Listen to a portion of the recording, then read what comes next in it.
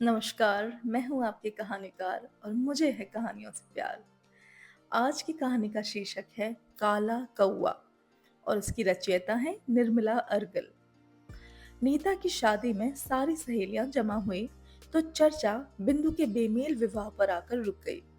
बिंदु उनके ग्रुप की सबसे सुंदर लड़की थी। चंचल, शोख बिंदु का सौंदर्य जहां सबको लुभाता था, वहीं उसके पति दिलीप का आबनूसी रंग देख लोग दांतों तले उंगली दबा लेते थे। उनके विवाह को हुए 3-4 माह बीत गए थे, पर उनकी चर्चा अभी भी गर्म थी। सब हैरान थे कि आखिर ये विवाह हुआ कैसे। मुंहफट रचना तो उस दिन बिंदु से पूछ ही बैठी, यह तो बता बिंदु कि तूने इस विवाह के लिए अपनी सहमति कैसे दे दी। बिंदु ने चतुराई से इस बात का उत्तर डाल दिया।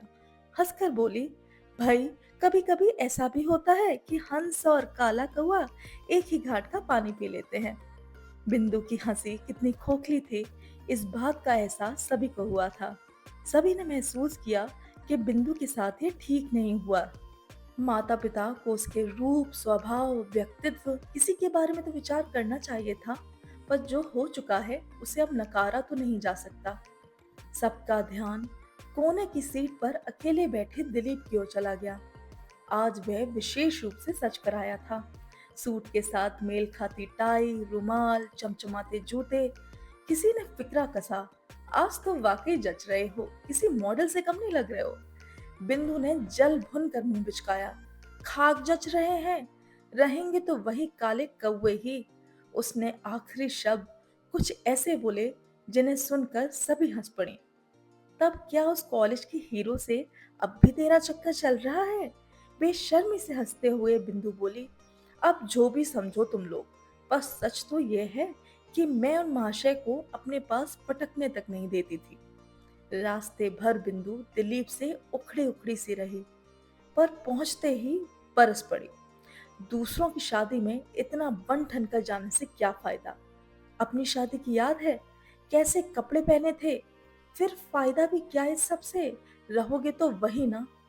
पत्नी का इशारा समझ दिलीप दिल मिला उठा, फिर भी ऊपर से संयत बनते हुए बोला, छोड़ो इस बात को, आगे से जो तुम्हें पसंद होगा वही पहनूंगा।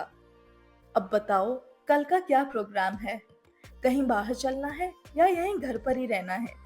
मुश्किल से 2 दिन की छुट्टी मिली है, अपना मूड खराब मत करो। दिलीप ने हौले से अपना हाथ पत्नी के कंधे पर रख दिया। बिंदु ने उस हाथ को फौरन झटक दिया। परेशान ना करो, थकी हूँ, सोना चाहती हूँ। दिलीप हक्का बक्का रह गया। बिंदु ने भड़ाक से अपने कमरे का दरवाजा बंद कर लिया। दिलीप कुछ क्षण हैरान सा उस बंद दरवाजे को देखता रहा, फिर बाहर कमरे में बिछे कालीन पर चुपचाप आकर पसर गया। इन 2 दिनों की छुट्टी के लिए वह पूरे महीने बिंदु के पास नहीं गया। बॉस को खुश करने का प्रयास करता रहा, और आज छुट्टी मिली तो उसका ये हर्ष। बिंदु का मूड दिलीप समझ नहीं पाता था। कभी थोड़ी सहज दिखती तो कभी एकदम उखड़ी उखड़ी सी। अपनी ओर से वह उसे प्रसन्न रखने की पूरी कोशिश करता था। वह जितना उसके पास जाना चाहता था, वह उतनी ही दूर छिटकती जाती थी। यूं शुरू शुरू में उसका व्यवहार उसे ठीक ठाक ही लगा था। वह उसके लिए शादी में कीमती उपहार लाया था। हनीमून मनाने गोवा गए, वहीं किसी ने उन दोनों को देखकर फप्ती कसी थी। ऐसे हबशी के साथ ऐसी हूर। दिलीप शर्म से गड़ गया था। बिंदु का चेहरा वितृष्णा से भर उठा था। उसे लगा था कि किसी ने जैसे उसके प्यार के गुब्बारे की फुस से हवा निकाल दी हो। फिर भी दिलीप ने धीरज नहीं खोया था। उसे विश्वास था कि वह अपने स्नेह के बल पर एक दिन अवश्य ही बिंदु को जीत लेगा। वह दिन उसकी तब तक की जिंदगी का सबसे अधिक खुशी भरा था, जिस दिन उसकी मंगनी बिंदु के साथ हुई थी। उसने बिंदु को प्रथम बार में ही पसंद कर लिया था। बिंदु की ओर से जरूर कुछ देरी हुई थी। उसी की हाँ जान कर उसे असीस खुशी के साथ कुछ हैरानी भी हुई थी। इससे पूर्व बिंदु से कहीं अधिक साधारण सी लड़कियों ने उसको अस्वीकार कर दिया था। तब भला बिंदु ने कैसे हाँ कर दी? वह सब यह सोचता, हो सकता है उसके रंग रूप को नहीं, पढ़ाई को, नौकरी को तरजीह दी गई हो। किसी ने उसे कॉलेज में बिंदु के खुले व्यवहार के प्रति आगाह किया था। उस पर उसने उस बात को महत्व नहीं दिया। विवाह के बाद सब ठीक हो जाएगा, ऐसी उसकी मान्यता थी।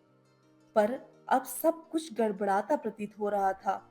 बिंदु कभी मजाक में तो कभी गंभीरता में कुछ ना कुछ कहती रहती। उसके व्यक्तित्व और रंग रूप को लेकर फप्तियां कसती। आगे की कहानी के लिए सब्सक्राइब